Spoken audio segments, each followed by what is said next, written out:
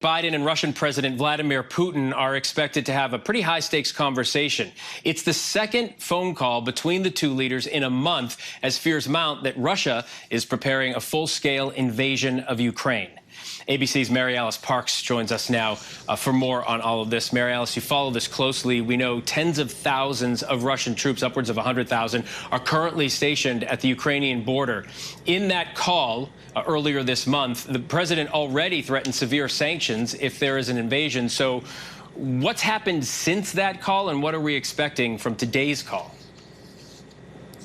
Yeah, Phil, little has changed on the ground. So the real question is, will any of the terms of the negotiation change? We know that Putin has denied that he's looking to invade Ukraine, but he has said that he wants guarantees that Ukraine or any other former Soviet Union country that borders Russia will not be admitted into NATO. The United States and NATO, of course, have balked at that. They don't want to give any kind of guarantee. They say that it is up to NATO to decide its own members. And so if Putin wants to save face, if he wants to not invade but still have some political cover at home, does he come to this call with new demands? We will be looking at that really closely. And we will also be looking at whether President Biden at all changes what he is threatening. He's not only threatening these crushing economic sanctions in cooperation with partners, but that he would help advance military and security presence in those Eastern European countries that are already a part of NATO.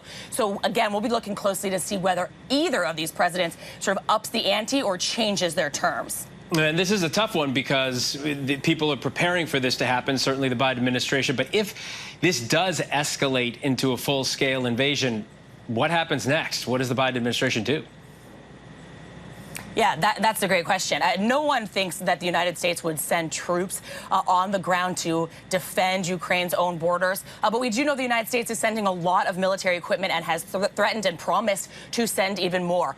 ABC obtained an internal memo, though, from inside the U.S. Embassy saying that the embassy there in Kyiv is making some preparations, emergency preparations, in the event that they have to evacuate personnel. So that is very interesting. They are trying to cover all of their bases. One more interesting point, we know that a U.S. carrier strike group that was scheduled to go to the Middle East has been redeployed to stay longer in the European zone. And that was interesting. The Defense Department didn't want to confirm that that had anything specifically to do with what is happening in Ukraine, but they did say they felt like the U.S. military presence was needed in Europe.